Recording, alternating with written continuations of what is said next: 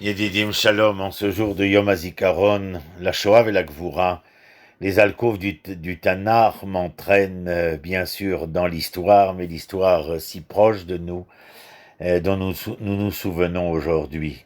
D'ailleurs, le titre de ce que je vais vous entretenir aujourd'hui s'appelle, bien sûr, d'une chanson très connue, mais nous pouvons y revenir.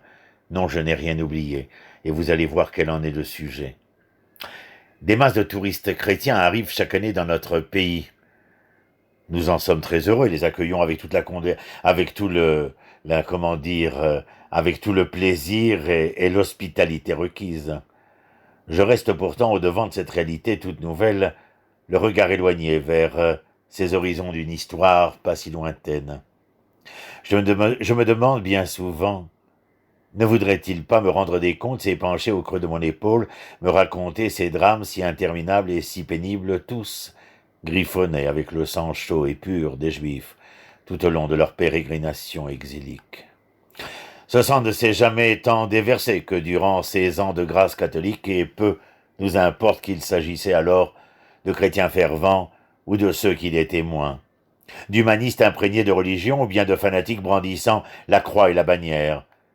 Il ne fallait que suivre au fil du temps le lit des rivières de la pourpre romaine pour parvenir à une solution finale prêchée et perpétrée par les Allemands et leurs complices européens, tout ordre chrétien amalgamé.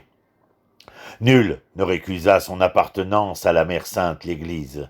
Nombreux furent ceux qui continuèrent d'aller, comme à leur habitude, à confesse et à la messe, à implorer la piété et la clémence pour l'humanité. Peut-être, pensait-il, laver, nettoyer ainsi la barbarie à visage humain, car c'est bien là, chez eux, que la terre prit une drôle de couleur. Ce fut l'œuvre des croyants. Ils scellèrent une sainte alliance contre les Juifs, le but en était tout avoué, les supprimer de toutes les manières, par l'épée comme par la conversion. Quelle en était la raison? Que leur avions-nous fait? Vouloir comprendre, trouver la causalité d'un tel acharnement exige que nous remontions au début du christianisme. Les chrétiens affirmèrent être le nouvel Israël. Les Juifs furent congédiés et la tentative de faire naître la nation d'Israël avortée. Ce peuple antique était défraîchi, usé, jusqu'à la corde et déchu de ses titres de propriété. C'est pourquoi il y avait un nouvel élu.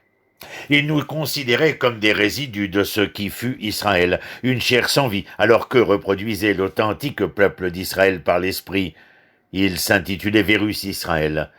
Concernant l'autre, le désavoué, le déchet de l'histoire, il faudra soit l'éliminer, soit le confiner dans un état d'opprobre général. Après tout, ne fallait-il pas penser à la salubrité de la création, débarrasser de ses ordures l'humanité et décharger sa conscience du fardeau de la déjection?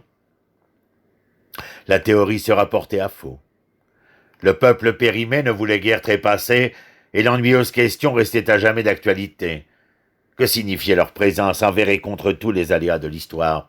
Plus que cela, les débris amputés et révolus d'Israël se revendiquaient encore comme tout ou partie du peuple hébreu. Pour le christianisme, c'en était assez. Le problème était insoluble, un véritable mystère. Voilà un peuple spolié, pillé, violé, violenté, assassiné, qui aurait dû depuis belle lurette renoncer et transmettre son sceptre au peuple neuf. La déchéance devait d'être sans appel, mais il persiste et affirme être l'unique peuple éternel d'Israël. La charité, toute chrétienne, décida donc de tout faire pour aider les Juifs à disparaître. Inquisition, conversion de force, pogrom, purification par le feu, j'en passe et des terribles. Il fallait libérer l'âme juive, libérer les corps par les flammes des bûchers. Les Juifs retourneraient à la terre, à la poussière, leurs viscères seraient répandus, enfin vaincus.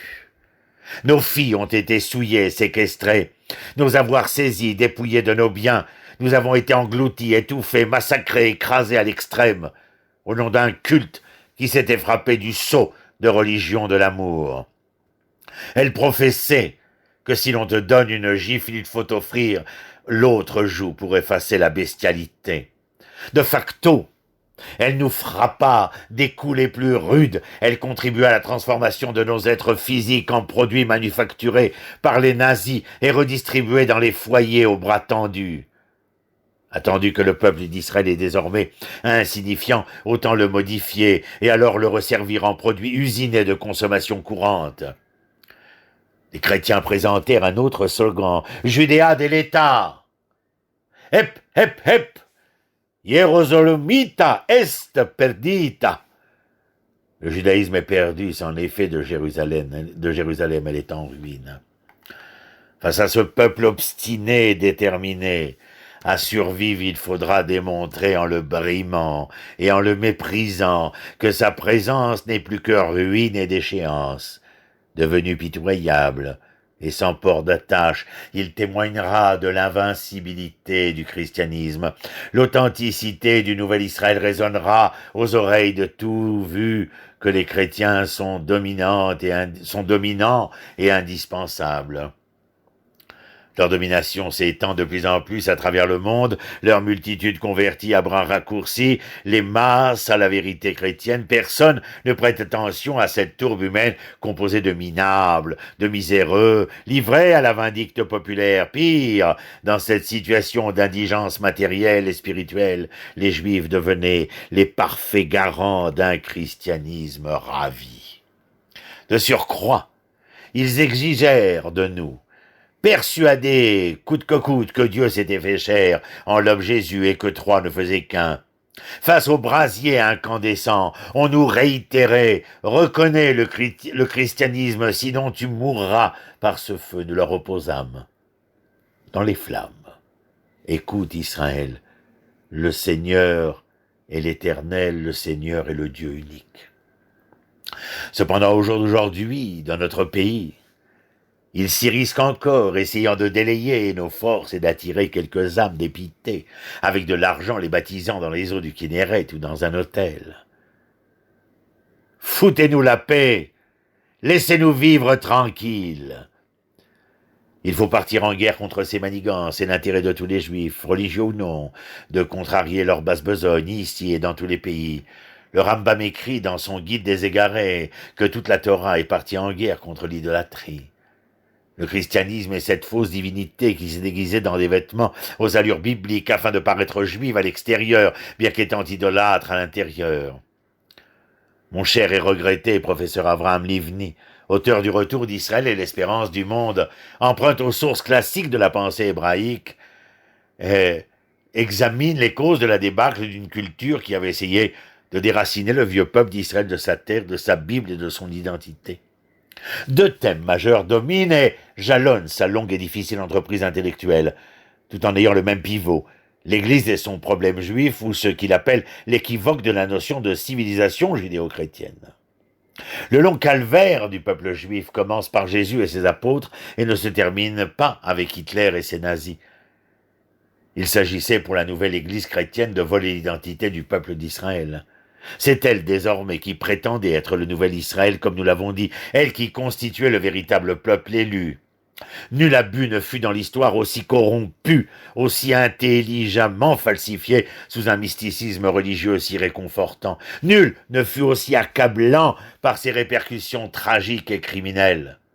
Auschwitz est la preuve terriblement accablante des enchaînements monstrueux, d'une mystification sur laquelle la civilisation chrétienne fut élaborée durant 20 siècles.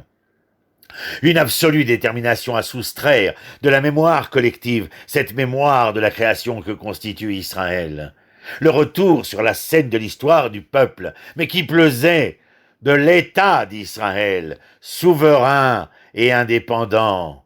Oui, mes amis, il venait brouiller les cartes d'un jeu que l'on pensait, dans les chaumières, définitivement joué. Que nenni, mon ami. Il revenait au pays tout juste, sorti des méandres d'une époque des plus dramatiques. Oui, les prophètes avaient prédit le retour des Juifs sur la terre d'Israël. Dès la fin de la Shoah, l'Église romaine, chrétienne et apostolique commença à comprendre qu'elle s'était totalement fourvoyée et en tira une première conclusion, tenter le tout pour le tout, afin d'éviter la renaissance d'Israël sur sa terre. Rien n'y fit, car les dés divins étaient jetés, les prophéties bibliques émergeaient des profondeurs de l'histoire, les textes pouvaient enfin faire entendre leur symphonie humaine si harmonieuse, chacun de nous devenait l'une de ces cordes sur lesquelles allait se jouer la plus belle des partitions. Le juif écrivait sa note, le peuple battait la mesure et la terre donnait le ton. Nous rentrions à la maison, l'image d'Épinal de ce juif errant guenille, solitaire et éructé par une humanité plus sotte que vile, se brisait en miettes. Un peuple masculin revenait auprès de sa terre au féminin. Il y avait ici dans ce retour une conjugaison de l'événement qui se projetait parmi un au-delà, celui d'une conjugalité où les passions partagées porteraient leurs fruits. Dorénavant, vouloir ou penser blesser Israël ne relèvera que de la pure chimère. Nul ne pourra nous atteindre impunément. Le glaive de Gédéon est brandi à jamais. Nous rendons coup pour coup, et plus encore, grâce à notre armée de défense d'Israël, nous frappons en date et lieu qui nous semble à bon escient. Je jubile, mes amis, je jubile à la pensée de celui qui d'aventure oserait lever la main sur un juif et recevrait tout étonné la monnaie de sa pièce. Concernant la sécurité des enfants d'Israël, aucun compromis ne sera recevable car il y va de notre propre devenir. Nous reconnaissons certes les justes des nations, mais aucune nation ne pourra se prôner comme juste, car incapable de produire la moindre lettre de créance. Dans son ouvrage majeur, où il dévise de la propriété essentielle du peuple d'Israël et de sa réviviscence, les Lumières, le Rav Kook offre également la solution de ce conflit sans fin. Le renouveau du peuple d'Israël sur sa terre, le retour à Sion, un chapitre entier. Israël et sa renaissance traitent de la chrétienté antithétique et adversaire d'Israël, cause des dommages immenses pour l'humanité tout entière. Le traitement indispensable à mettre en œuvre se trouve dans les lueurs de ce renouveau où le peuple d'Israël retrouve sa terre d'Israël. La miséricorde divine nous autorise de manière flagrante à ce retour et nous entérinons hardiment notre identité de l'être hébreu. L'histoire de ce peuple hébreu demeure l'épine dorsale de toute l'aventure humaine, un témoin, un archétype, un vecteur de la seule espérance de salut du monde si moderne. Un texte que j'ai écrit et déjà publié, mais que je voulais vous relire, vous lire pour certains, car je pense qu'il vient révéler un certain nombre d'événements, de temps, d'instants, de moments, d'histoires et de gens, de personnes, qui, chacune à leur manière, chacun à sa façon, a participé, soit à vouloir contrarier Israël, soit à vouloir entériner le projet d'Israël. Mais vous connaissez cette phrase dans le livre de Samuel, lorsque Shaoul a échoué durant sa bataille contre Amalek, et que Shmuel lui dit « Vous avez pu, votre majesté, agir comme vous l'auriez pensé. Mais sachez une chose, Netzar Israël Oishaker, l'éternité d'Israël ne se démentira pas. Et moi qui vous parle, de là où je vous parle, arrivé seul il y a 41 ans et aujourd'hui à la tête d'une tribu familiale, je ne peux que venir et confirmer ce que le prophète Samuel a dit et déclaré. Shalom, shalom.